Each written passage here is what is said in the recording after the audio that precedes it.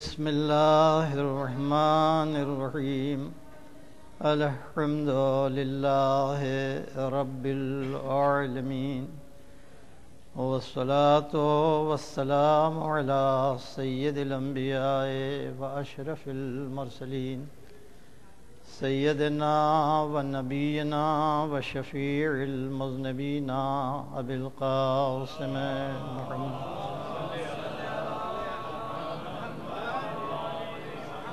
وعلى أهل بيته الطيبين الطاهرين الغر الميامين المعصومين الذين أذهب الله عنهم الرجس وطهرهم تطهيرا.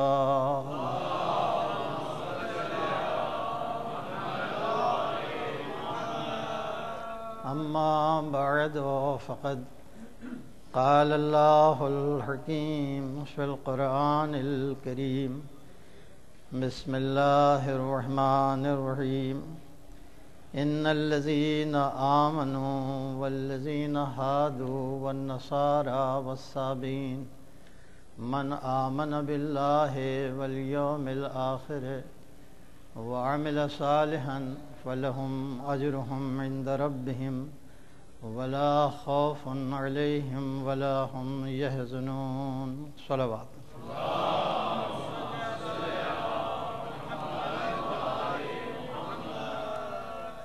سورہ حمد اور سورہ اخلاص کی تلاوت فرما کے اس کی تلاوت کا ثواب ان مرحومین کی روح کو ایصال فرما دیں. سید امداد علی زیدی اور سید حسن قیصر زیدی اور سید محمد عباس رضوی مرحوم. اللہم صلی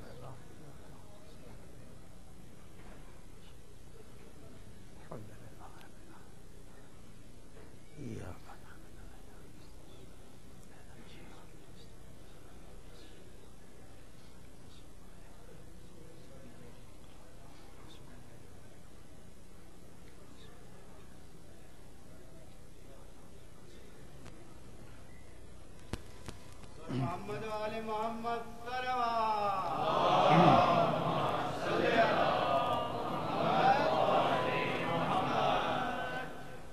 ارشاد ہو رہا ہے بے شک وہ لوگ کہ جو ایمان لائے، والذین ہادو، اور جن کو یہود کہا جاتا ہے، والنصارى جن کو عیسائی کہا جاتا ہے، والصابین اور اس کے علاوہ ستارہ پرست ہیں، یعنی الگ الگ کیمپس میں مذہب کے لوگ تقسیم ہو گئے ہیں.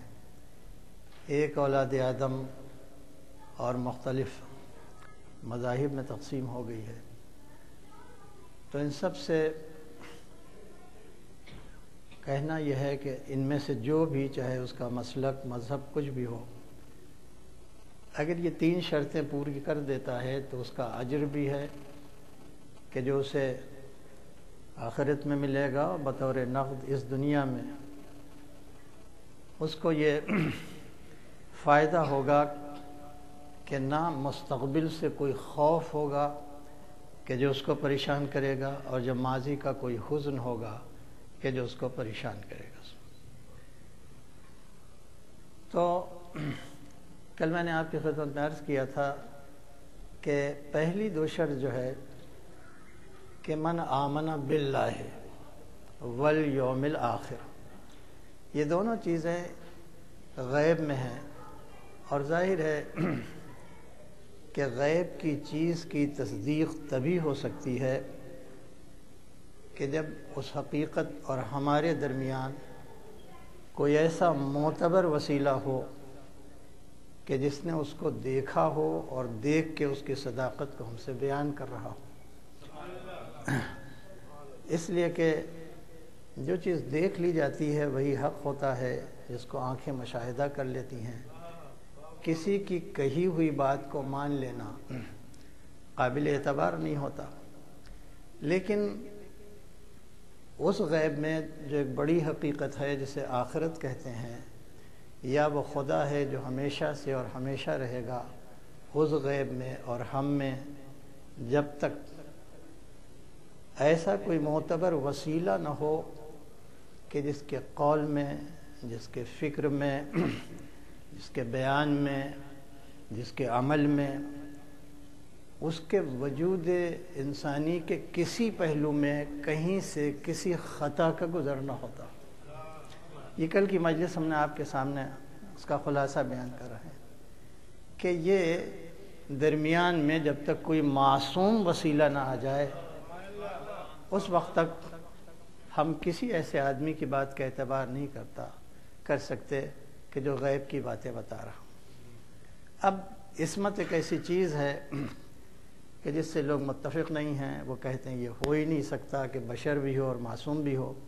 تو میں نے آپ کی خدمت میں عرض کیا تھا کہ خطا کے اصول کو دیکھا جائے، انسان سے خطا کیوں ہوتی ہے، اور اگر یہ بات معلوم ہو جائے کہ یہ افراد وہ ہیں کہ جن میں نہ ان کے علم میں کہیں سے شائبہ جہل ہے جو ثابت کیا جا سکتا ہو، نہ کہیں سے نفس میں کوئی غیر طاہر چیز، عدم طہارت، کوئی خباثت ہو کے جو ان میں پائی جاتی ہے، اور اس کے بعد یہ وہ لوگ ہیں کہ جو کسی دباؤ کو، چاہے باہر سے آئے دباؤ چاہے اندر سے آئے دباؤ، اس دباؤ کے سامنے سرنڈر نہیں کرتے، بلکہ حق کو ماحول کے اوپر اثر انداز کر دیتے ہیں بجائے اس کے کہ ماحول سے متاثر ہو جائے۔ لہذا چونکہ یہ تینوں شرطیں ایک سلسلے میں ہم کو ملیں، اس کو آزمایا گیا، لہذا ہم انہی کو وسیلہ اعتبار مانتے ہیں دین میں۔ سلوات بھائی،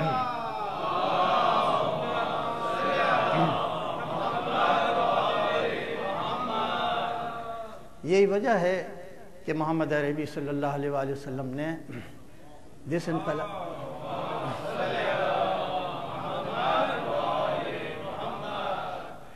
انہوں نے ایک ایسے معاشرے میں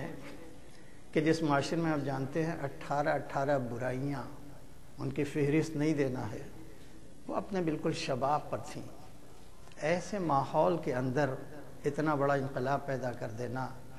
ظاہر ہے کہ ایک حیرت انگیز چیز ہے، خود اپنی جگہ پر معجزوں سے بڑا معجزہ ہے۔ لیکن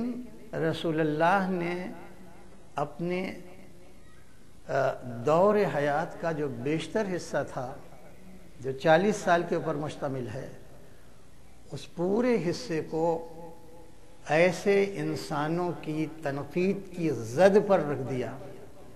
کہ اگر کوئی ایک خطا نکال سکتے ہو تو نکالو۔ اس لیے کہ رسول کو اللہ نے ایک ایسا مشکل کام دیا تھا کہ تم ڈاکوؤں کے درمیان رہو مگر امین بن کے رہو، تم جھوٹوں کے درمیان رہو مگر سچے بن کے رہو، تم ظالموں کے درمیان رہو مگر رحم دل بن کے رہو، تم جاہلوں کے درمیان رہو مگر عالم بن کے رہو۔ لہذا ایسی بستی کے اندر کہ جہاں لوگوں نے اس کی پرائیویٹ لائف کو، جب باہر کی زندگی میں کوئی جہل نہیں ملا، کوئی خطا نہیں ملی، کوئی جھوٹ نہیں ملا، تو اس کی پرائیویٹ لائف میں جاسوس پلانٹ کرنے کے لیے عورتوں کو اس کے حرم میں ڈال دیا،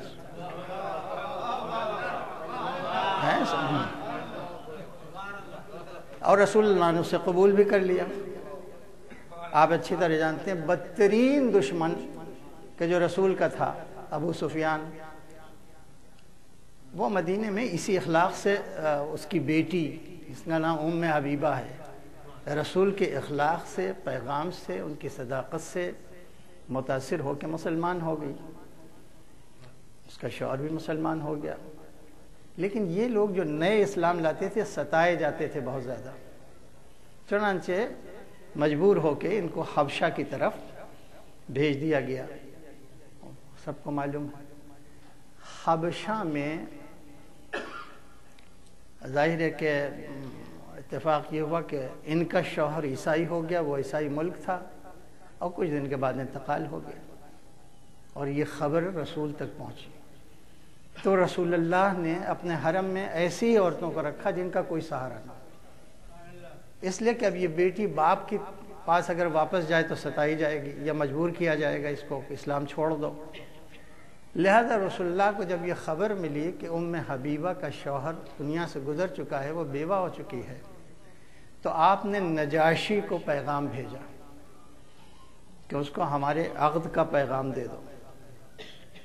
تو تاریخ کہتی ہے کہ نجاشی مسلمان ہو چکا تھا۔ جناب جعفر ابن ابی طالب کی جو تقریر ہوئی تھی اس سے اتنا متاثر ہوا تھا سورہ مریم جب پڑھا کہ وہ مسلمان ہو گیا، اور اس کو بہت عقیدت ہو گئی جس نے اسلام کی بنا ڈالی تھی، لہذا اس نے کلمہ اسلام پڑھ لیا، وہ مسلمان ہو گیا۔ تو رسول اللہ نے عقد کا پیغام بھیج دیا، اور جب عقد کا پیغام بھیج دیا تو رسول اللہ کا عقد ام حبیبہ کے ساتھ اس کا صیغہ نکاح جو پڑھا وہ نجاشی نے پڑھا، اور اسی بنیاد کے اوپر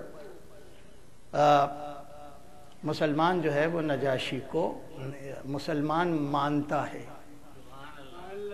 تو اگر نجاشی کو فقط اس بنیاد پر کہ اس نے رسول اللہ کا عقد پڑھا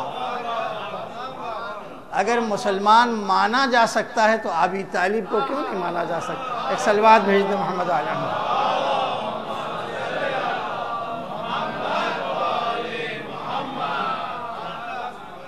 ابو سفیان کی بیٹی ام حبیبہ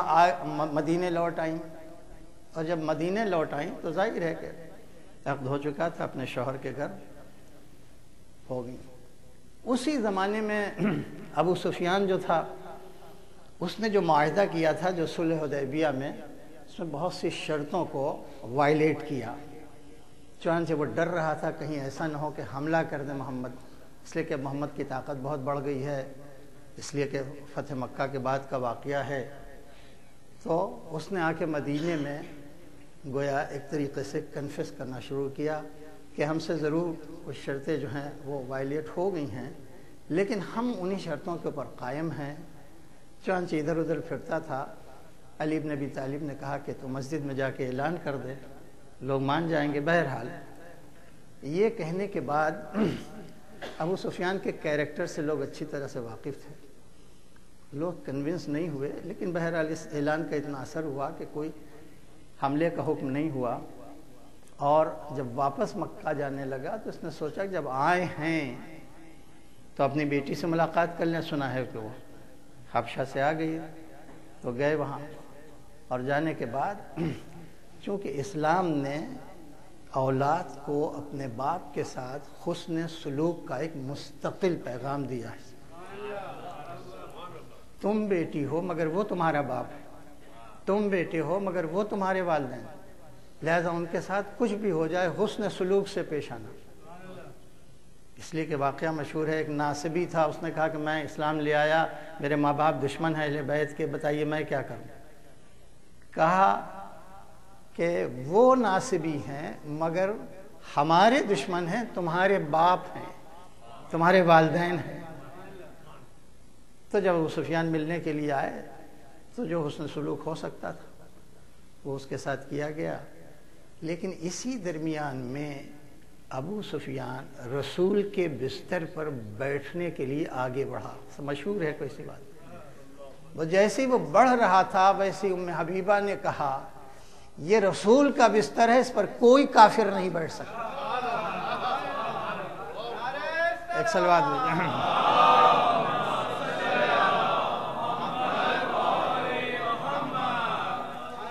تو اب ظاہر ہے یہ بیویاں جو حرم رسول میں آئی تھیں، زیادہ تر بیوہ تھیں، ان کی بھی ایک تاریخ ہے، ان کو ذریعہ بنایا گیا کہ اگر پرائیویسی میں رسول سے کوئی خطا ہو جاتی ہے، کوئی چوک کوئی لغزش ہو جاتی ہے تو اس کی رپورٹ باہر آ جائے، لیکن نہ باہری زندگی میں کوئی ایک شکن ملی، پرائیویٹ لائف میں کوئی شکن ملی۔ تو رسول اللہ نے ظاہر ہے کہ یہ 40 برس جو گزرے ہیں، اس 40 برس کے آخر میں جانے کے بعد جب صداقت اتنی معتبر ہو گئی کہ آپ اچھی طرح سے جانتے ہیں کہ چین سے فار ایسٹ سے لے کے اور روم تک ایک ہائی وے تھا ٹریڈ کا، ایک شاہراہ تھی ٹریڈ کی، چین کا مال، پھر ہندوستان کا مال، پھر مصر کا، یہ سب بہت سے مال جو ٹریڈرز تھے لے کے اور الگ الگ مارکیٹ میں، کبھی بصرہ کے مارکیٹ میں، کبھی شام سیریا کے مارکیٹ میں، روم تک چلے جاتے تھے۔ تو ظاہر ہے کہ ایک ایسا انسان کہ جس کے سامنے نہ کبھی چین آیا، نہ کبھی ہند آیا بظاہر، نہ اس کے سامنے کوئی بصرہ کا مارکیٹ آیا، نہ روم کا مارکیٹ آیا، نہ سیریا کا مارکیٹ آیا، ان مارکیٹس میں الگ الگ جو سامان لے کے چلتے تھے لوگ، ان کا ریٹ کیا ہوگا، کس مارکیٹ میں ریشم کا ریٹ کیا ہوگا، روم کے مارکیٹ میں کیا ہوگا، یا اور جو چیزیں، یہ پوری تیقن کے ساتھ آج بھی نہیں بتایا جا سکتا جبکہ کمپیوٹر کا نیٹ ورک پھیلا، اس لیے کہ یہ ریٹ جو ہے، یہ نرخ جو ہے اتنی ولیٹائل ہے، پتہ نہیں صبح کو کوئی ریٹ ہو، شام کو کوئی ریٹ ہو جائے، کتنے بہت سے فیکٹرز ہوتے ہیں کہ جو کسی مال کے ریٹ کو متاثر کرتے ہیں۔ چنانچہ جب وہ مکے سے ہو کے گزرتا تھا یہ کارواں، اس لیے کہ یہ شاہراہ مکے سے ہو کے گزرتی تھی، تو وہاں زیادہ تر ایک ایسے انسان کے آنے کی خبر جو تھی بہت عام ہو چکی تھی کہ جو ایک نیا مذہب لایا ہے، ایک نیا دین لایا ہے، ہمارے آباء دین کو برا کہتا ہے، لیکن اس کی ایک صفت یہ ہے کہ آج تک اس کے بیان میں کبھی کوئی جھوٹ اور غلط بات ہم نکال نہیں سکے۔ تو جو ٹریڈرز ہوتے تھے کہتے لاؤ آزما کے دیکھ لیا جائے، ہمارا بھی ایک فائدہ ہو جائے گا اور ایک کام یہ بھی ہو جائے گا۔ چنانچہ وہ اپنے اپنے مال کا نرخ جو ہے کہ فلاں مارکیٹ میں اس کا نرخ کیا ہوگا، اس کا ریٹ کیا ہوگا، کس بھاؤ سے یہ بکتا ہوگا، اسے پوچھ لیں۔ چنانچہ وہ پوچھتے تھے، اب ظاہر ہے ہاتھی دانت کا ریٹ کیا ہوگا، سونے کا ریٹ کیا ہوگا، چاندی کا ریٹ کیا ہوگا، اور اس کے بعد کہیں سے ریشم آ رہا ہے، کہیں سے عطر آ رہا ہے، کہیں سے مسالے آ رہے ہیں، الگ الگ کموڈیٹیز ہیں، ان کموڈیٹیز کا ریٹ الگ الگ مارکیٹ میں کیا ہوگا، یہ ایک ایسے انسان کا بتانا کہ جو فقط ایک جگہ کے اوپر ہو، کسی مارکیٹ میں نہ گیا، لیکن جو پوچھتا تھا اپنے مال کے بارے میں، اپنی کموڈیٹی کے بارے میں، تو رسول اس کو بتا دیتے تھے فلاں مارکیٹ میں یہ، وہ اس کو ذہن میں نوٹ کر لیتا تھا، حافظہ بہت اچھا ہوتا، اور اس کے بعد جب جاتا تھا اور مہینوں کے بعد تجارت کر کے لوٹتا تھا تو لوٹنے کے بعد نام بہت اچھا تھا، اس سے اچھا اور کوئی نام نہیں ہو سکتا، مگر نام لے کے نہیں پکارتا تھا، یا ایھا الصادق کہہ کے پکارتا، یا ایھا الامین کہہ کے پکارتا۔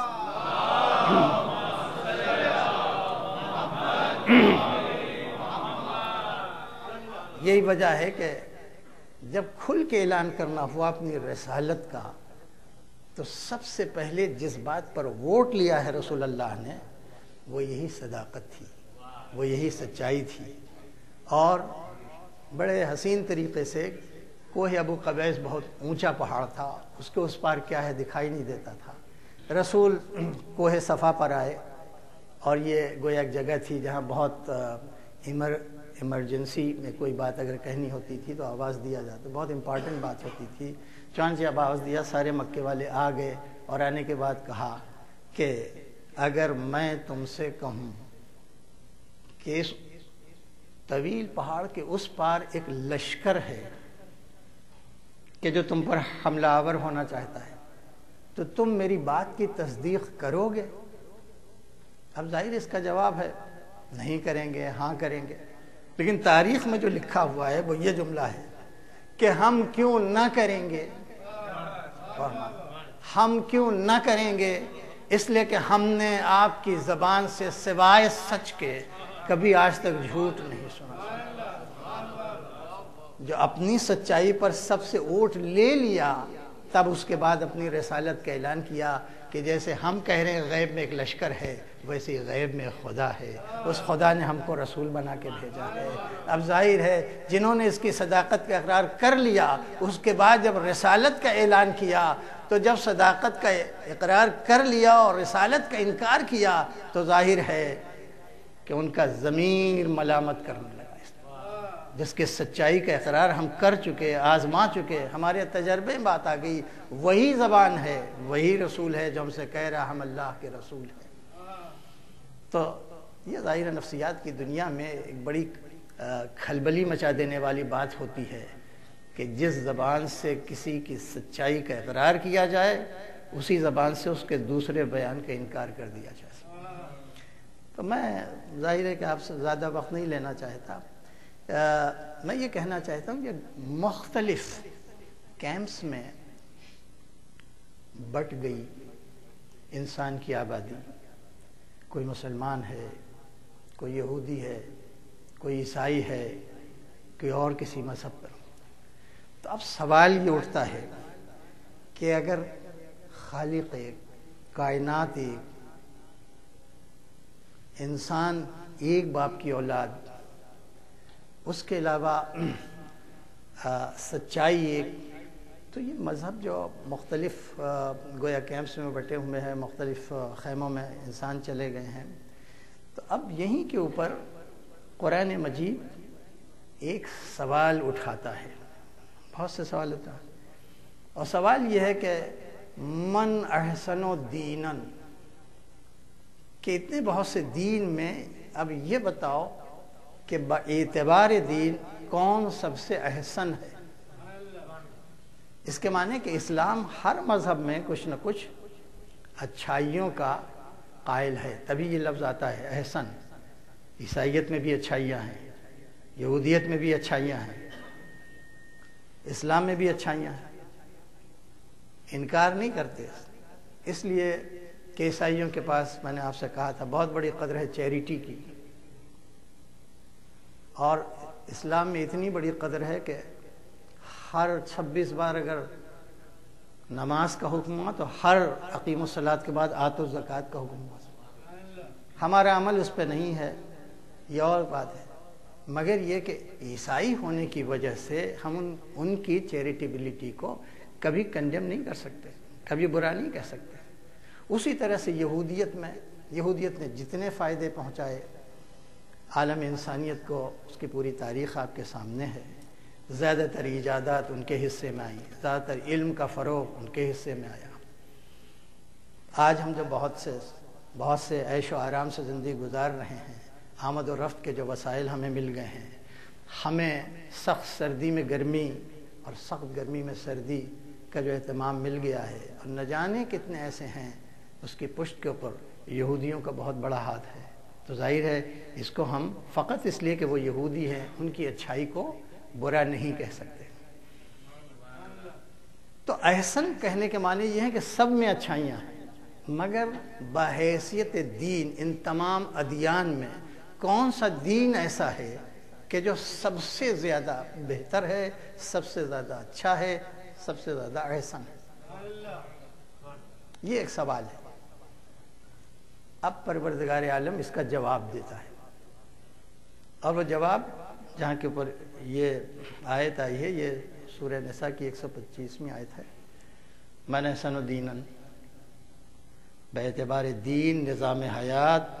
طریقہ حیات، ضابطہ حیات، لائف سٹائل، اس دنیا میں کس طرح سے جیا جائے،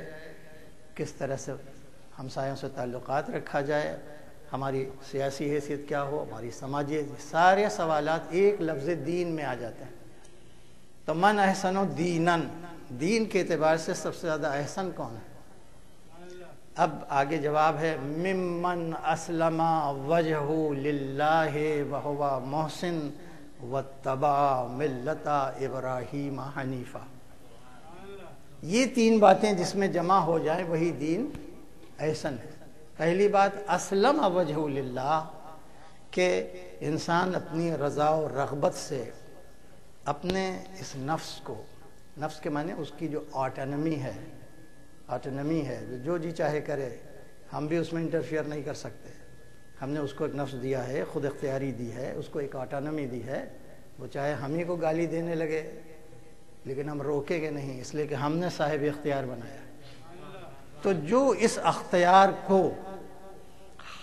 اسی کے سپرد کر دے جس نے اتنا بڑا اختیار دیا ہے، اسلم وجہ، ساری توجہات کو، اپنے چہرے کو اللہ کے سپرد کر دے، اللہ کے سپرد کر دے، پہلی کنڈیشن۔ دوسری وہوا محسن، وہ اپنے نفس کے اوپر احسان کرے، اپنے والدین کے نفس پر احسان کرے، اپنے پڑوسیوں کے اوپر احسان کرے، اپنے رشتہ داروں کے اوپر احسان کرے۔ یہ محسن کا لفظ جو ہے وہ حاوی ہے تمام رشتوں کے اوپر، دوسری کنڈیشن۔ تیسری کنڈیشن وَاتَّبَعَ مِلَّةَ ابراہیم حنیفہ، اور اس کے ساتھ وہ اتباع کرے، وہ پیروی کرے، وہ فالو کرے ملت ابراہیم حنیفہ، جن کی صفت یہ تھی کہ وہ ہمیشہ یکسو رہے، کبھی ان کے دین میں کسی قسم کا ڈیویشن نہیں ہونے پائے، جس پر قائم تھے آخر تک قائم رہے۔ تو اب یہ تین باتیں ہیں، زیادہ وقت نہیں ہے، لیکن بس آپ یہ سمجھ لیں کہ پروردگار عالم نے یہ تین گویا شرطیں رکھی ہیں، تو ان کے مجموعے کا نام دین احسن پڑے گا۔ اور میں ہر شرط کے اوپر نہیں رکوں گا، آخری شرط کو اٹھا رہا ہوں، اس لیے کہ ظاہر ہے کہ جس نے ہمیں یہ ساری صلاحیتیں دی ہیں، ان صلاحیتوں کو اصولاً اسی کے آگے رکھ دینا چاہیے کہ پالنے والے یہ دیکھنے کی طاقت کہاں صرف ہوگی، یہ سننے کی طاقت کہاں صرف کریں، دل میں محبت آ جاتی ہے، تو بتا دے کن کی محبت کریں۔ پالنے والے ذہن میں بہت سے افکار آتے ہیں، یہ بتا دے کہ ان افکار کا بہترین معیار کیا ہے جو تیری معرفت کی طرف لے جائے۔ اس لیے پوری زندگی ہے جس کا نام ہے تسلیم، کہ ہم اگر اس تسلیم کے عنصر کو اپنی زندگی میں ڈال دیں تو یہ پہلی شرط پوری ہو گئی۔ پھر اس کے بعد سب سے نیکی سے پیش آئیں، اور نیکی کا بھی ایک فلسفہ بہت بڑا ہے، محسن ہوں۔ اور پھر اس کے بعد یہ ہے کہ وَاتَّبَعَ مِلَّةَ ابراہیم حنیفہ، یہ خاص شرط بنا کے کہ وہ ملت ابراہیم کا اتباع بھی کرتا۔ اب آپ جانتے ہیں کہ ابراہیم سب سے پہلے انسان ہیں کہ جن کو قرآن نے مسلم کہا، سب سے پہلے انسان جنہوں نے دعاؤں کا سلیقہ سکھایا، سب سے پہلے انسان جنہوں نے بت شکنی کی، سب سے پہلے انسان جو ایک پوری حکومت سے محاذ توحید کے اوپر لڑے، سب سے پہلے انسان جنہوں نے قربانی کی۔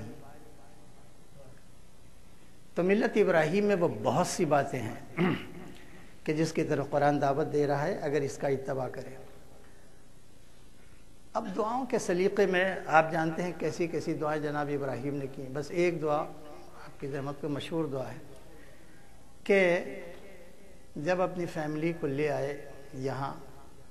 اور لانے کے بعد وہ دیواروں کو بلند کرنے لگے، تو اس کا واقعہ قرآن مجید میں اذ یرفع ابراہیم قواعد من البیت و اسماعیل، جب باپ بیٹوں نے، جب جناب اسماعیل بڑے ہو گئے، اس لائق ہو گئے باپ کی مدد کر سکیں، تو یہ حکم ہوا، تو ارشاد ہوتا ہے اذ یرفع، جب بلند کر رہے تھے ابراہیم اور اسماعیل دیواروں کو، اور اس کے بعد جب کام پورا ہو چکا تو کہا ربنا تقبل منا، پالنے والے میری اس مزدوری کو، میری اس محنت کو، میری اس تعمیر کو، میری اس تطہیر کو، کعبے کی ان سب باتوں کو تو قبول کر لے۔ وَجْعَلْنَا مُسْلِمَيْنِ لَكَ، اور ہم اس کی مزدوری تجھ سے یہ چاہتے ہیں کہ تو ہم دونوں کو، یعنی جناب ابراہیم اور جناب ہم دونوں کو اپنا خالص بندہ بنا دے۔ وجلنا مسلمین، مسلمین پر روکی نہیں، لک، لک کے معنی جو ہم کریں تیرے آگے سر جھکا کے کریں، مسلمان لک۔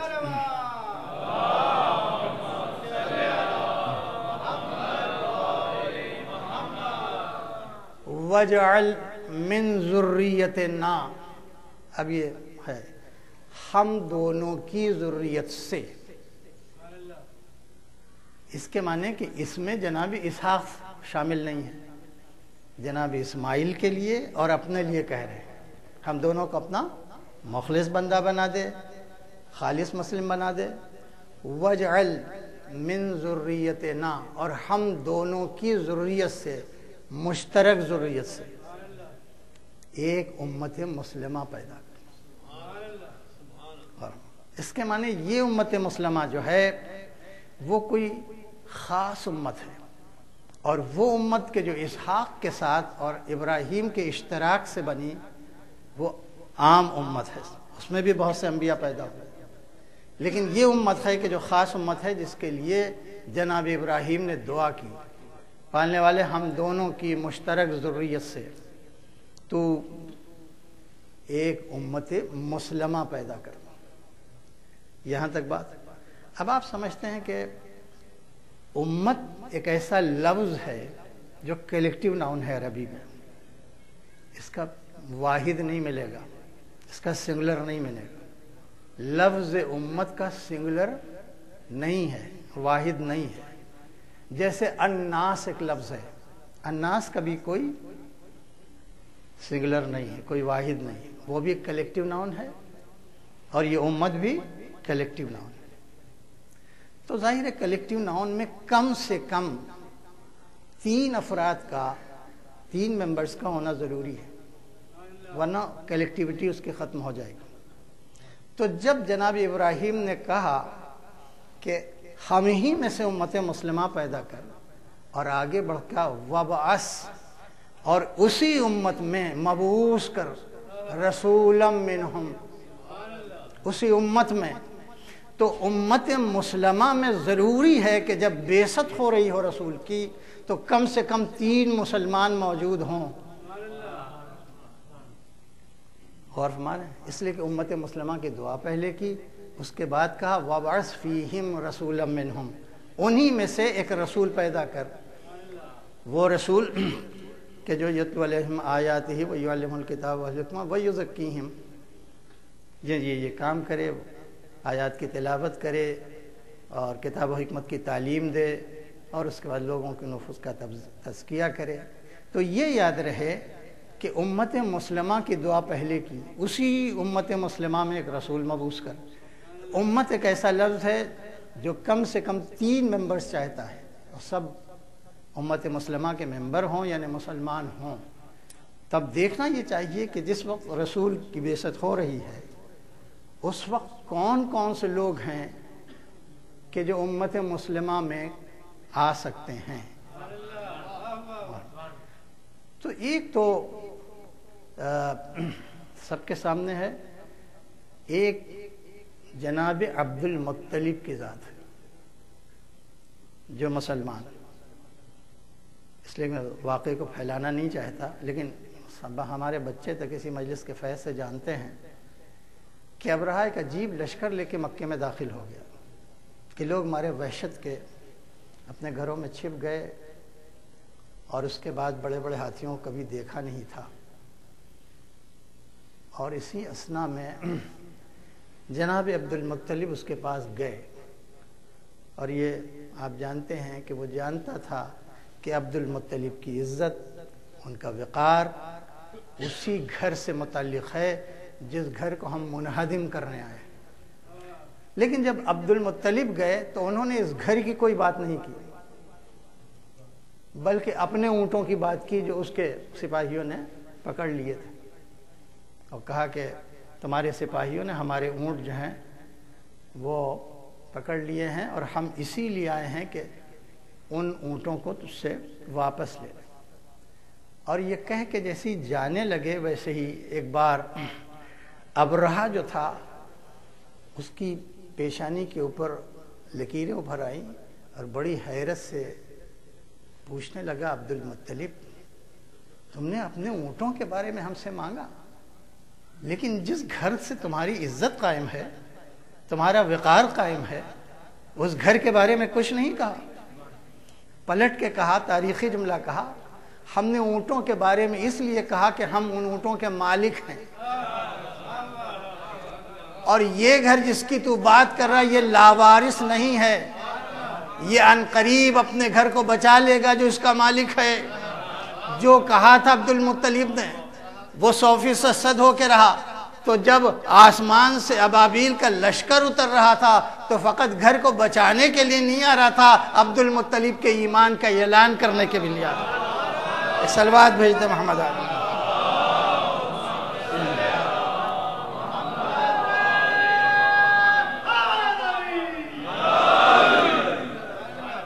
تو ایک مسلمان تو ملا،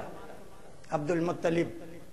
جس کی شہادت آسمان سے ہوگی، جس کی گواہی آسمان سے ہوگی، اور جناب عبداللہ ان کا اسلام بالکل ثابت ہے، یہ اسی دن ثابت ہو گیا جس دن جناب عیسیٰ نے اپنی ماں کی آغوش میں اپنی نبوت کا اعلان کیا، اسی دن سے یہ کلیہ بن گیا کہ جس کا بیٹا نبی ہوتا ہے نہ اس کا باپ غیر مسلم ہوتا ہے نہ اس کی ماں غیر مسلم ہوتی ہے، اس لیے کہ وہ صلب بھی طاہر ہوتی ہے جس صلب میں نبی آتا ہے، وہ آغوش بھی طاہر ہوتی ہے جس آغوش میں نبی آتا ہے۔ تو سابقہ گویا واقعے سے، جناب عیسیٰ کے واقعے سے عبداللہ کا اسلام کوئی انکار نہیں کر سکتا۔ اس کے علاوہ ایک تیسرے کی ضرورت ہے، اب یہ تیسرا نہیں مل رہا ہے۔ عبد المطلب تو مل گئے، جناب عبداللہ تو مل گئے، اب یہ تیسرا جب تک نہ ملے تب تک لفظ امت جو ہے صادق نہیں آتا، تب تیسرے کو دیکھنا پڑے گا۔ بہرحال فقط اتنی سی بات کہ ہم نے ایک خاموش انسان کو دیکھا کہ وہ ابھی اپنے اسلام کا اظہار تو نہیں کر رہا ہے، مگر اس کے عمل کا ہر جز لوجہ اللہ ہے، اس لیے کہ وہ سوچتا ہے تو اس کی سوچ لوجہ اللہ، وہ کچھ کہتا ہے اشعار کی شکل میں تو وہ اشعار لوجہ اللہ، وہ ناسازگار حالات میں کسی کی مدد کر رہا ہے تو لوجہ اللہ، وہ اپنی شخصیت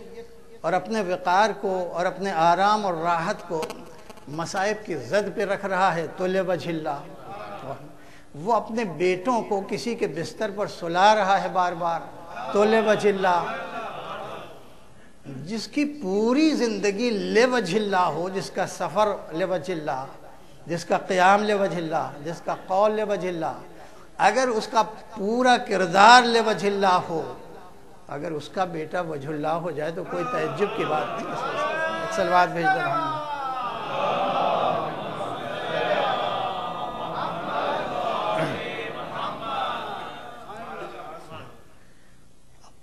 قرآن مجید نے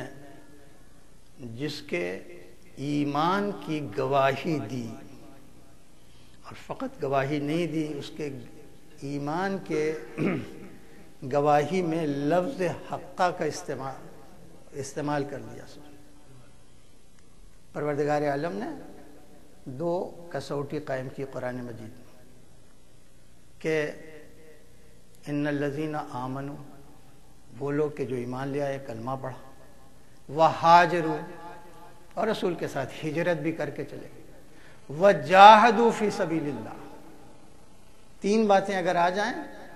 تو قرآن کہتا ہے یہ لوگ مومنین حقا، یہ فقط مومن نہیں ہیں بلکہ حق ہے کہ ان کو مومن کہا جائے۔ اب اسی معیار کے اوپر دیکھ لیں، کچھ لوگ رسول کے ساتھ ہجرت کر کے گئے، بظاہر کلمہ بھی پڑھا، لیکن جب سبیل الہی میں جنگ چھڑی تو اپنی جان کو بچا کے واپس بھی آ گئے۔ ان کو مومن کہنے کے لیے قرآن تیار نہیں ہے،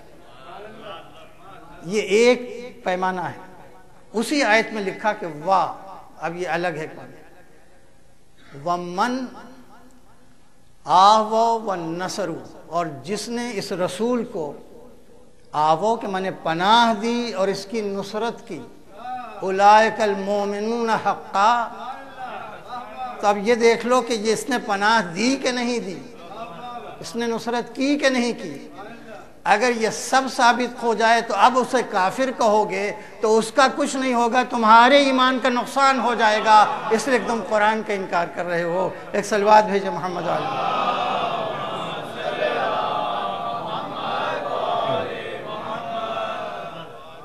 ایک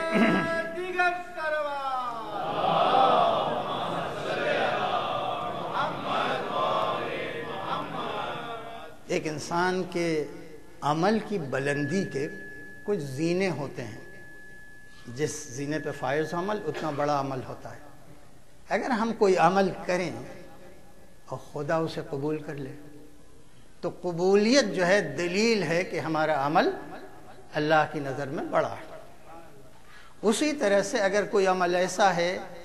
جس سے اللہ راضی ہو جائے, وہ اپنی رضا دے دے, تو یہ دلیل ہے کہ وہ عمل بڑا ہے. اور تیسری منزل یہ ہوتی ہے کہ اس کا عمل ایسا ہو کہ اس کے عمل کو خدا اپنی طرف منسوب کرے اور اس کو کوئی سبکی نہ محسوس ہو. ابی طالب اس درجہ کمال کے اوپر ہیں جہاں پال خود رہے ہیں, آبا یعنی پناہ خود دے رہے ہیں, مگر اللہ اس عمل کو ابی طالب سے منسوب نہیں کرتا, خود اپنی ذات سے منسوب کرتا ہے. اب اس سے بڑا میں صلوات بھیج دوں.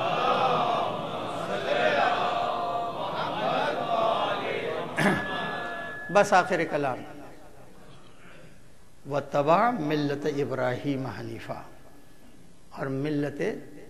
ابراہیم کہ جو حنیف تھے, یکسو تھے, کبھی اپنی راہ کو بدلتے نہیں تھے, اپنے نظریے کو بدلتے نہیں تھے, وہ ثابت قدم تھے, ان کا اتباع کریں. یہی ابراہیم دعا کرتے کرتے, ابراہیم کی دعا میں ایک تو تمنا رسالت ہے جو ہم نے ابھی آپ کے سامنے عرض کیا, پالنے والے میری ذریت میں ایک رسول پیدا کر. یہ ہے ابراہیم کی تمنا رسالت. اور انہی ابراہیم کے ہاں تمنا امامت بھی پائی جاتی ہے. مگر یہ عجیب بات ہے کہ جب تمنا رسالت کی لفظ بھی نہیں بدلا اللہ نے, من آن جیسی دعا کی تھی ویسے ہی قبول کر لیا اللہ نے. جو کہا تھا لفظ بھی نہیں بدلا, ذرا سا ترتیب بدلی ہوئی ہے, اللہ نے قبول کر لیا. هو الذی بعث فی الامیین رسولا منہم یتلو علیہم آیاتہ ویزکیہم ویعلمہم الکتاب. الفاظ میں کہیں کوئی تبدیلی نہیں, ذرا سا یزکیہم سورہ جمعہ میں بیچ میں آیا ہے, ابراہیم کی دعا میں آخر میں آیا ہے, لیکن نفس مضمون پر کوئی اثر نہیں پڑتا. تو جب رسالت کی تمنا ظاہر کی تو لفظ بلفظ پوری دعا کو قبول کر لیا. مگر جب تمنا امامت کا اظہار کیا تو اللہ نے کہا یہ بغیر امتحان کے ہم کسی کو دیتے نہیں. تو رسالت دے دیا بغیر امتحان کے, لیکن امامت کے لیے شرط لگا دی کہ جب تک ہم امتحان نہ لے لیں گے اس وقت تک امامت تمہاری ذریت میں نہ دیں گے یا تمہیں نہ دیں گے. بہرحال اللہ نے جو بھی امتحان کلمات سے امتحان لیا, اتمہن, اور کس سلیقے سے اس امتحان میں جناب ابراہیم کامیاب ہوئے کہ اتمہن کی سند مل گئی. اور پھر اس کے بعد پروردگار عالم نے ارشاد فرمایا کہ انا جعلناک للناس اماما, ہم نے تمہیں عالم انسانیت کا امام قرار دیا. جیسے ہی یہ دعا پوری ہوئی ویسے ایک دوسری دعا ابھری, وَمِن ذُرِّيَّتِي, اور پالنے والے میری ذریت میں بھی دے دے. اب لہجہ غور فرمائیں, اور اس میں پروردگار کہتا ہے نہ ہاں کہا نہ کہا, نہ یہ کہا کہ ہم دیں گے نہ یہ کہا کہ نہ دیں گے. ایک اصول درمیان میں رکھ دیا کہ لا ینالو عہد الظالمین. اب یہاں پہ رک کے سوچنا ہے یہ کون سا منصب ہے امامت کا, یہ کون سا عہدہ امامت کا کہ اس عہدے کو اللہ نے عہدی کہا. عہدی کے معنی میرا عہدہ. غور فرما رہے ہیں, بات تو امامت کی چل رہی تھی, لیکن اللہ نے کہا کہ میرا عہدہ کسی ظالم تک نہیں پہنچے گا. اس کے معنی یہ ہیں کہ پروردگار عالم نے کسی عہدے کو اپنا عہدہ نہیں کہا, اس لیے کہ وہ نہ رسول ہے, نہ امام ہے, نہ نبی ہے. ظاہر ہے کہ وہ امام بھی نہیں, مگر اس کا ایک عہدہ ہے, اس لیے کہ وہ رسول تو نہیں ہے, نبی تو نہیں ہے, امام تو نہیں ہے, مگر ولی ہے. اس کے معنی یہ ہیں کہ جب یہ کہا کہ یہ میرا عہدہ کسی ظالم تک نہ پہنچے گا, گویا اللہ نے اس بات کی ضمانت لے لی کہ جس کو ہم بناتے ہیں وہ امام بننے سے پہلے ولی بن چکا ہوتا ہے، اور ولایت جو ہے کسی ظلم کو قبول ہے۔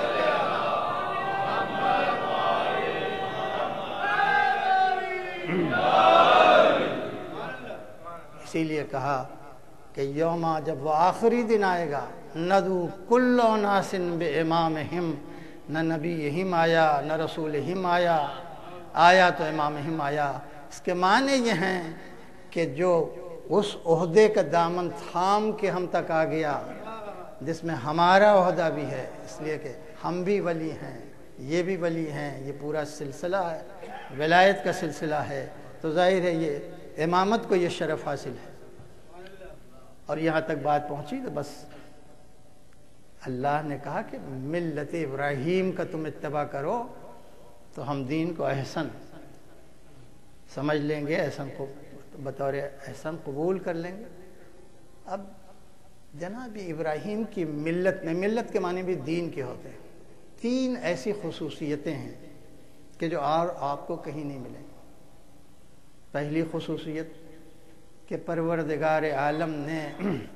جناب ابراہیم کی خصوصیت میں تشیع کا ذکر کیا ہے، اور کہیں یہ ذکر نہیں ہے۔ وَمِن شیعتہ لِابراہیم، خاص طور سے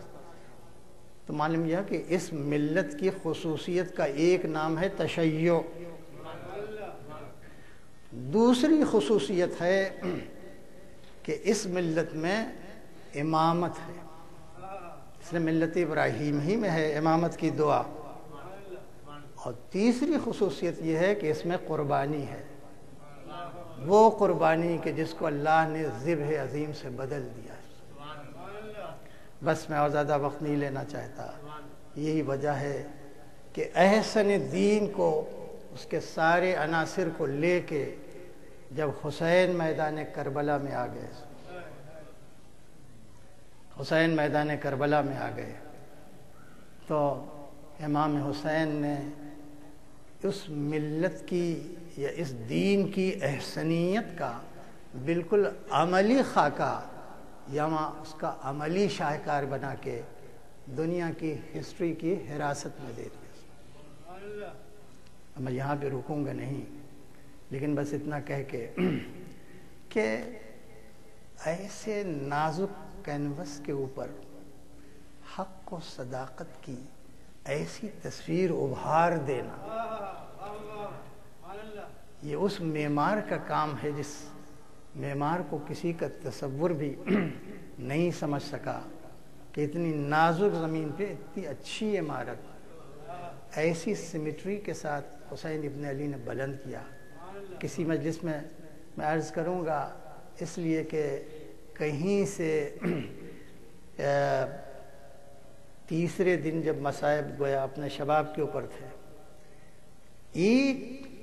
قدم بڑھنے کی گنجائش نہیں، لیکن اللہ رے امام حسین پورے واقعے کو ایک آواز اذان سے اٹھایا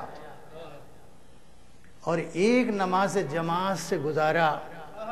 اور ایک سجدہ آخر پہ لا کے تمام۔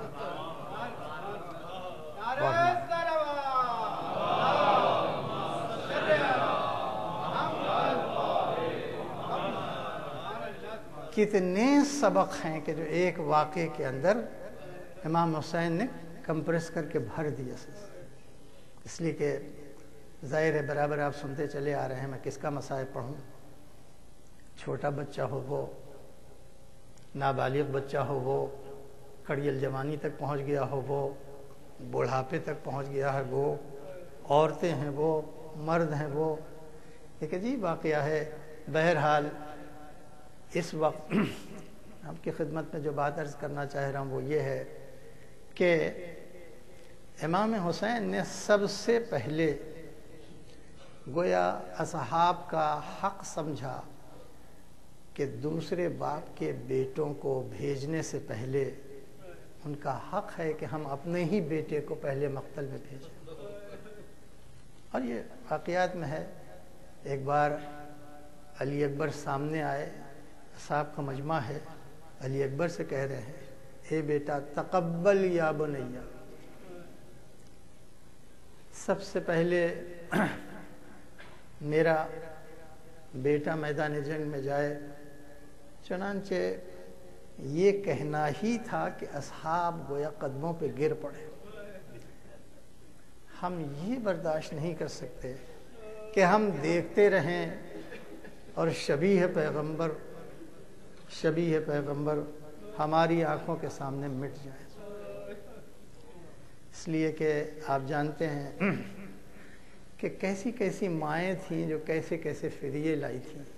اور وہ ایک دو دن میں تیار نہیں ہوتے۔ جب سے واقع کربلا جبریل کے ذریعے سے آیا، ہر ماں نے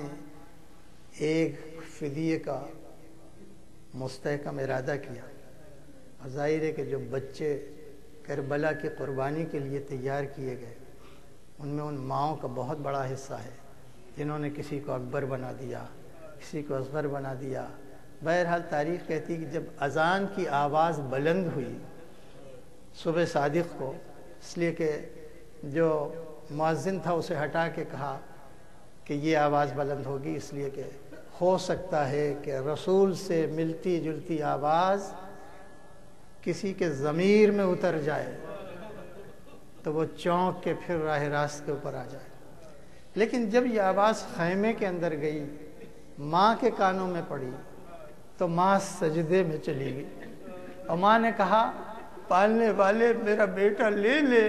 مگر نام محمد کو زندہ رکھ۔ اسی طرح سے جب جناب علی اکبر کی رخصتی ہونے لگی تو ہم نے دیکھا کہ بڑی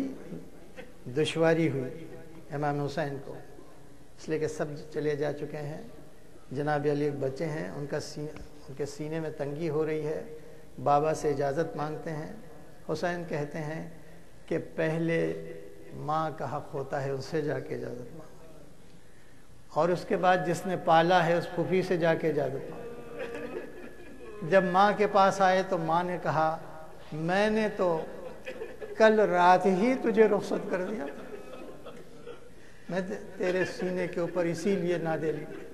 میں تجھے رخصت کر چکا، اگر اجازت لینا ہو تو پالنے والی پھوپھی سے اجازت۔ جب زینب کے پاس آئے ہیں علی اکبر تو ایک بار زینب نے اجازت نہیں دی، اور جب اجازت نہیں دی تو علی اکبر نے کہا آپ کا حق ہے کہ آپ ہمیں روک لیں، اس لیے کہ آپ نے ہمیں پروان چڑھایا، ہمیں پالا ہے، مگر میرے ایک سوال کا جواب دے دیجئے کہ اگر اور کسی ماں کا پالا ہوا فرزند اس کے اوپر وقت پڑ گیا ہو تو کیا آپ اپنے پالے ہوئے لال کو اس کے اوپر قربان نہ کریں گی؟ تو ساری تصویر سامنے آ گئی۔ گویا علی اکبر یہ کہہ رہے ہیں ایک ماں اور ہے جس نے حسین کو چکیاں چلا چلا کے پالا ہے، تو کیا اس ماں کے فرزند پر اگر وقت پڑ گیا ہے تو اپنے پالے ہوئے فرزند کو اس پر قربان نہ کریں گی؟ یہ کہہ کے ایک بار اجازت دی، اجازت تو دے دی عزیزو، مگر جب بھی قدم باہر نکالتے ہیں تو پیچھے سے کوئی دامن کو کھینچ لیتا ہے۔ یہ کوئی اور نہیں ہے، اس لیے کہ کوئی بڑے قد کا آدمی کھینچتا تو ظاہر ہے کاندھے پر ہاتھ رکھتا، معلوم یہ ہوتا ہے یہ کوئی چھوٹی بچی ہے کہ جو اپنے بھائی کا دامن پکڑ کے پیچھے کھینچ لیتی ہے، کہ جو خیمے سے گیا وہ واپس نہیں آیا۔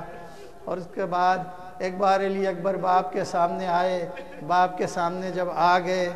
تو امام حسین نے جو کسر تھی وہ بھی پوری کر دی، رسول کا امامہ سر پہ ڈال دیا، رسول کی عبا ڈال دی،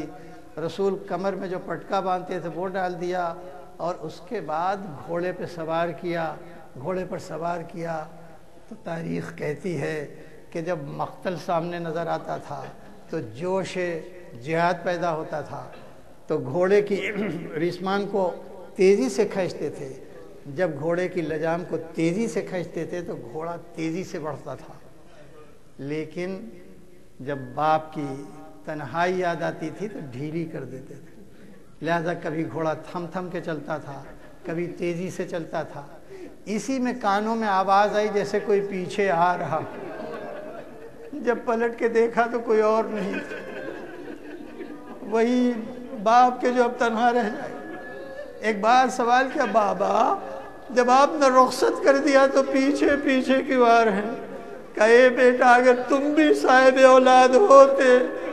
تو کبھی یہ سوال نہ کرتے، تم نے ٹوکا ہو تو میں یہیں پہ رک جاتا ہوں۔ مقتل میں گئے، جانے کے بعد جو جہاد کیا، ظاہر ہے وہ جہاد آج بھی آپ زیارت کرنے جائیں تو معلوم ہے کہاں تک فوجوں کو پیچھے کر دیا تھا، لیکن ایک بار اپنے بیٹے کو جو پیاسا بھی ہے، جو بھوکا بھی ہے، نرغ عادہ میں دیکھ کے ایک بار در خیمہ پر کھڑی ہوئی فضہ سے کہا، اے فضہ میں نے اپنے نانا سے سنا ہے کہ بیٹے کی حق میں ماں کی دعا بہت جلد قبول، جاؤ میں لیلا سے کہو کہ وہی دعا کریں جو یعقوب نے یوسف کے لیے کیا تھا۔ تھوڑی دیر میں ایک بار جناب علی اکبر واپس آئے، جب واپس آ گئے تو پھر کہا کہ اب ماں سے کہہ دو کہ اب دوبارہ دعا نہ کرو۔ جب آئے تو ایک بار بیٹے نے کہا میرے دل میں نصرت کا جو جذبہ ہے وہ ابھی پورا نہیں ہوا بابا، اس لیے کہ یہ لوہے کی گرمی اور اندر اندر پیاس کی شدت ہمیں پھونکے دے رہی ہے۔ کیا کچھ ایسا ہو سکتا ہے کہ ہم اپنے سوکھے ہوئے حلق کو ذرا سا تر کر لیں، تب دنیا کو بتائیں کہ باپ کی نصرت بیٹے کیسے کرتے ہیں۔ ایک بار حسین ابن علی نے کہا بیٹا اس وقت امتحان میں پانی تو میسر نہیں ہے، لیکن ذرا سا قریب آ، اپنے دہن کو کھولتا کہ میں اپنی زبان تیرے دہن میں ڈال دوں۔ دنیا کو وہ منظر یاد آ گیا کہ جب حسین کے گویا دہن میں نبی نے زبان ڈالی تھی، اور اس کے بعد کہا کہ یہ انگوٹھی اپنے ہونٹ میں دبا لو اور اس کے بعد چلے جاؤ۔ اب ظاہر ہے کہ بیٹے کے سر کے اوپر باپ کی پیاس ہے کہ زبان میں کانٹے پڑ گئے ہیں، آگے مقتل ہے۔ بس جب آگے بڑھ رہے ہیں تو تاریخ کہتی ہے کہ لوگوں نے کمین گاہ میں اپنی جگہ لے لی ہے۔ تیزی سے جب گھوڑا بڑھا کے مقتل کی طرف جاتے ہیں، ادھر سے ایک نیزہ بردار ہے کہ جو نیزے کا نشانہ لے، ادھر سے بڑھتا ہوا گھوڑا، ادھر سے آتا ہوا نیزہ اتنی زور سے چبھ گیا کہ وہ ہڈیوں کو توڑ کے سینے میں اتر گیا۔ بیٹے نے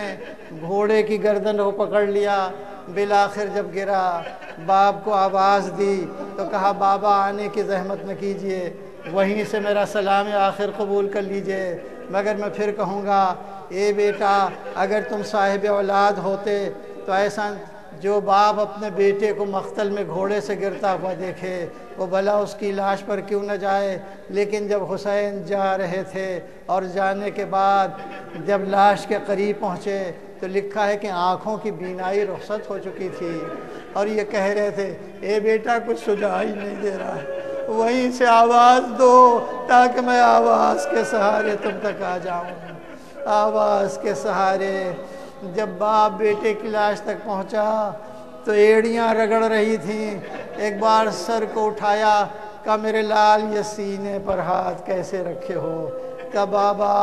ایک برچھی کا پھل ہے کہ جو سینے میں اتر آیا ہے، میں کیسے عرض کروں؟ حسین نے گھٹنا ٹیکا، برچھی کے پھل پر گرفت کو مضبوط کیا، یا علی کہہ کے ایک بار نکالا تو برچھی کے ساتھ کلیجہ بھی نکلا۔ خدا نہ کرے کہ کوئی باپ اپنے بیٹے کا یہ منظر سيعلم الذين ظلموا أي منقلب ينقلبون الہی بحق الزہراء و ابیہا و بعلہا و بنی بار اللہ محمد و آل محمد کا واسطہ ہم سب کو اعمال صالحہ کی توفیق دے، جو بیمار ہیں انہیں شفائے کامل عاجل، جو حج و زیارات کے مشتاق ہیں شرف فرمائے، بار اللہ جن مرحومین کی صالح سواکم ان کی روح کو جوار رحمت میں جگہ دے، پالنے والے ہمارے امام کے ظہور میں تعجیل فرما، ہمیں ان کے آبان و انصار میں شمار ماتم حسین۔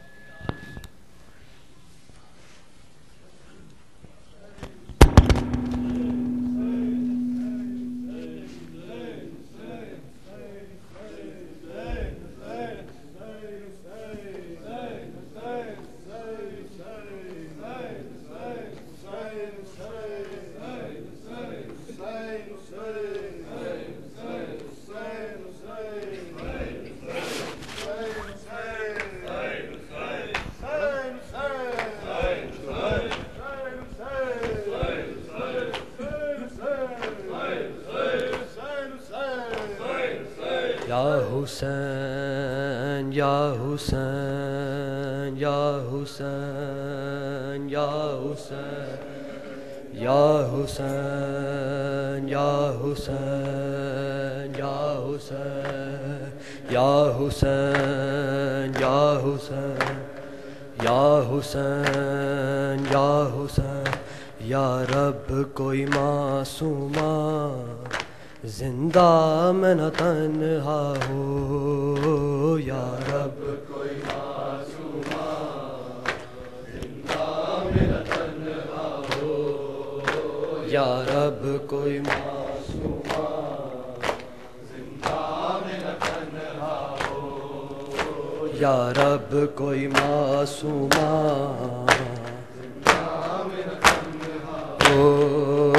یا رب کوئی معصومہ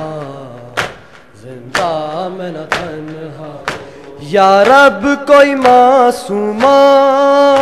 زندہ میں نہ تنہا ہو، کوئی معصومہ زندہ میں نہ تنہا ہو، پابند نہ ہو آئے ہے پابند نہ ہوا ہے، رونے پہ نہ پہرا ہو، یا رب کوئی معصومہ زندہ میں نہ تنہا ہو، یا رب کوئی معصومہ زندہ میں نہ تنہا ہو، یا رب کوئی معصومہ ہو، یا رب کوئی معصومہ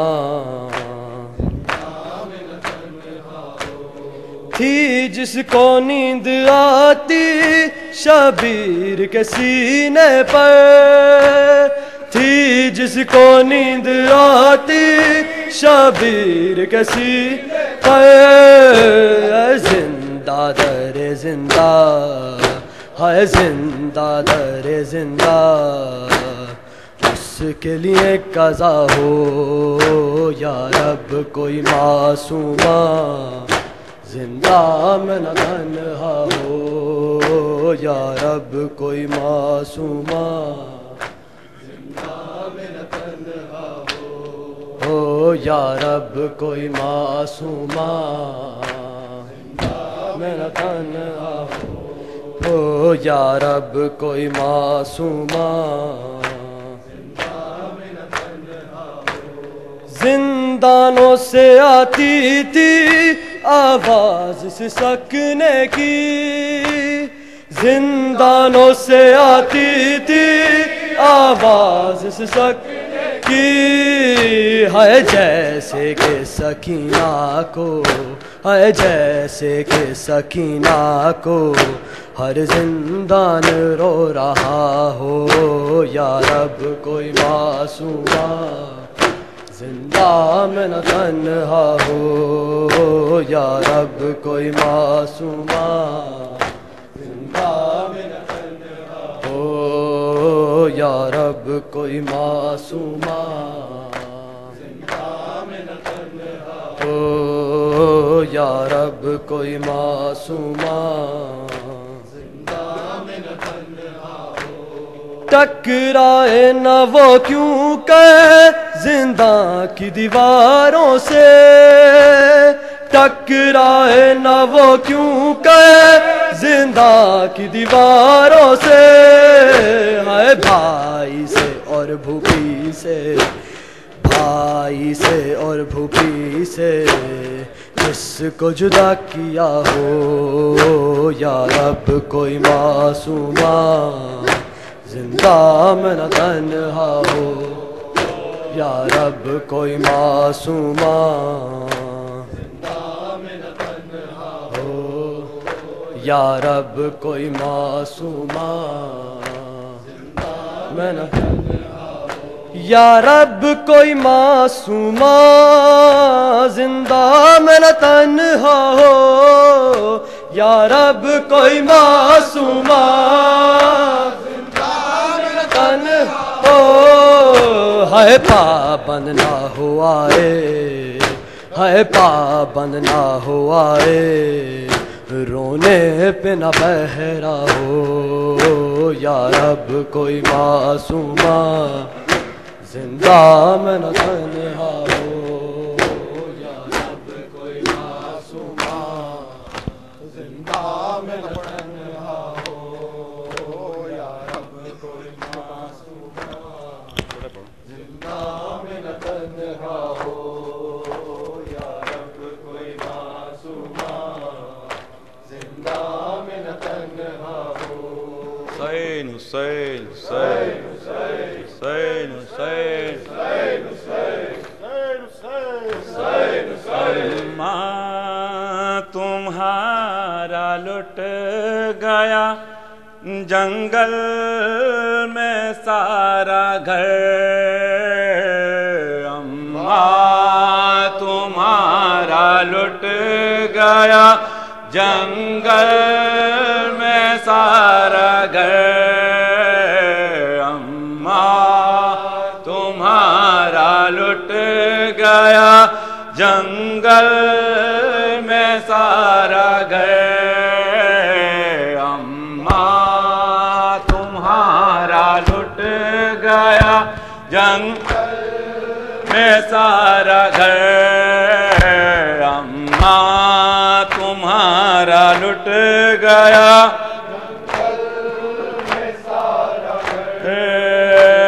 اماں لہو میں ڈوب کے اکبر گزر گیا لیلا کا دل حسین کا نور نظر گیا 18 سال پالا تھا جس کو وہ مر گیا 18 سال پالا تھا جس کو وہ مر گیا برچی کا پھل لگا میرے اکبر کے قلب پر اماں تمہارا لٹ گیا جنگل میں سارا گھر اماں تمہارا لٹ گیا جنگل میں سارا گھر قسمت ہائے بیووں کو کبرا بنا دیا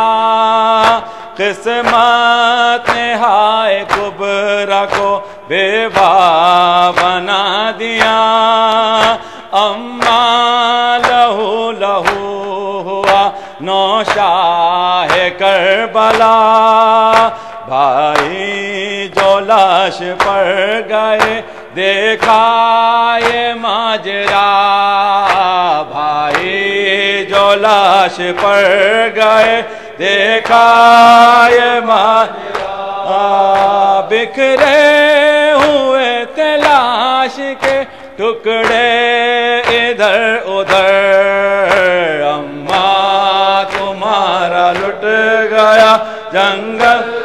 میں سارا گھر اماں تمہارا لٹ گیا جنگل میں سارا گھر شان کٹا کے نہر پا جرار سو گیا ڈارا سرم کی بھائی کا دلدار سو گیا لشکر ہوا تمام علمدار سو گیا لشکر ہوا تمام علمدار سو گیا پہنچے تھے لاش شاہ پہ تھامے ہوئے کمر اماں تمہارا لٹ گیا جنگل میں سارا گھر اماں تمہارا لٹ گیا جنگل میں سارا گھر تپتی زمین پر گرا جب شاہدی پناہ منظر وہ دیکھنا پڑا زخمی ہوئی نگاہ خنجر سے کٹ رہی تھی محمد کی وہ سگا، خنجر سے کٹ رہی تھی محمد کی وہ سگا، نو کے سینہ پہ دیکھا ہے بھائی کا میں نے سر، اماں تمہارا لٹ گیا جنگل میں سارا گھر، اماں تمہارا لٹ گیا جنگل میں سارا گھر، اماں تمہارا لٹ گیا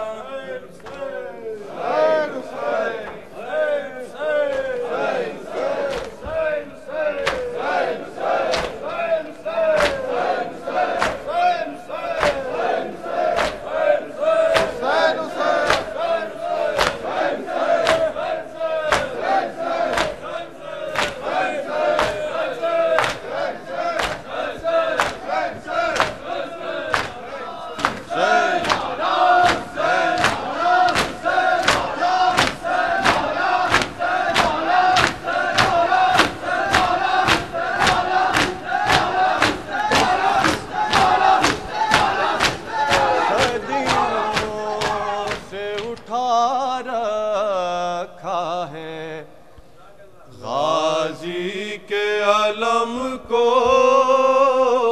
صدیوں سے اٹھا رکھا ہے، غازی کے علم کو صدیوں سے اٹھا رکھا ہے، غازی کے علم کو صدیوں سے اٹھا رکھا ہے، غازی کے علم کو صدیوں سے اٹھا رکھا ہے، غازی کے علم کو بات نہ جھکا سکتا علم کو ہے، نہ ہم کو صدیوں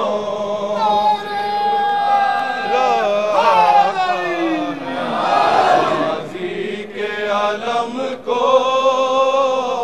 بات نہ جھکا سکتا علم کو ہے، نہ ہم کو صدیوں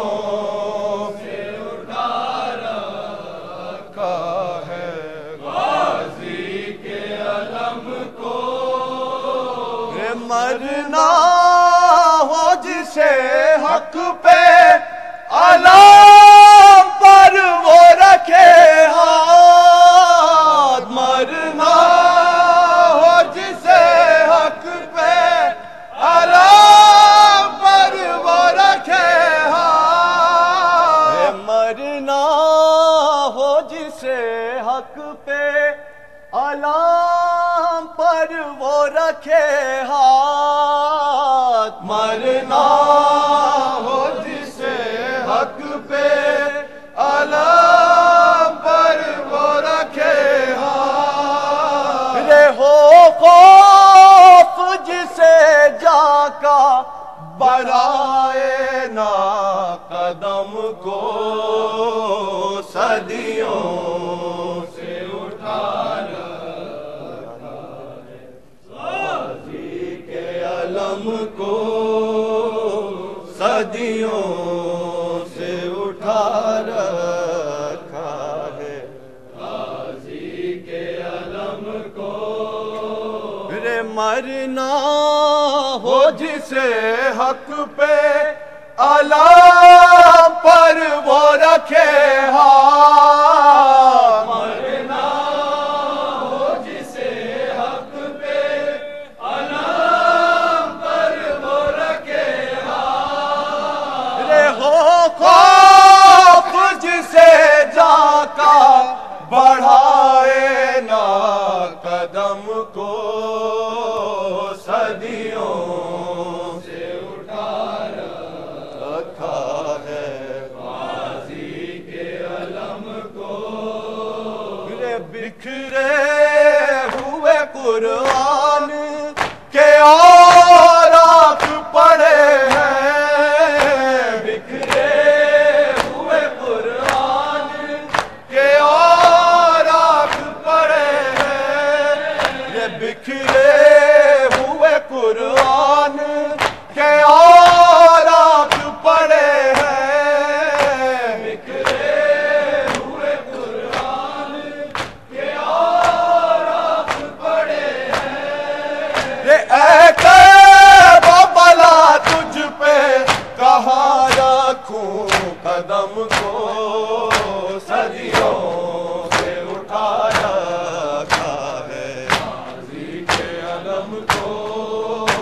صدیوں سے اٹھا رکھا ہے غازی کے علم کو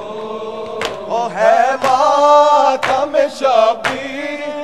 کا بھرپور یہی حال ماتم شبیر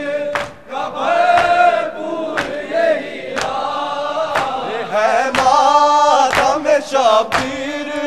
کا بھرپور یہی حال ماتم شبیر کا بھرپور یہی حال ڈھاتا جلایا ہے ہر ایک کسرے ستم کو صدیوں سے اٹھا رکھا ہے غازی کے علم کو صدیوں سے اٹھا رکھا ہے غازی کے علم کو باطل نہ جھکا سکتا علم کو ہے نہ ہم کو صدیوں سے اٹھا رکھا ہے غازی کے علم کو حسین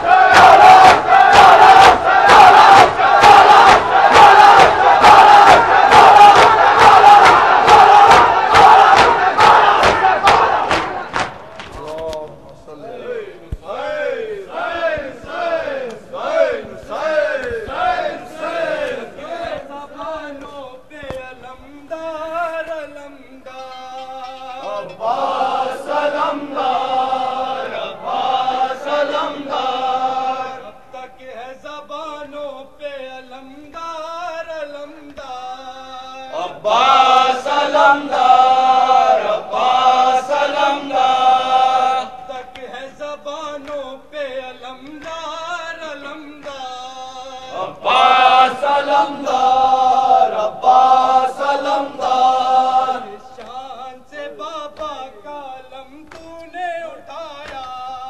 عباس علمدار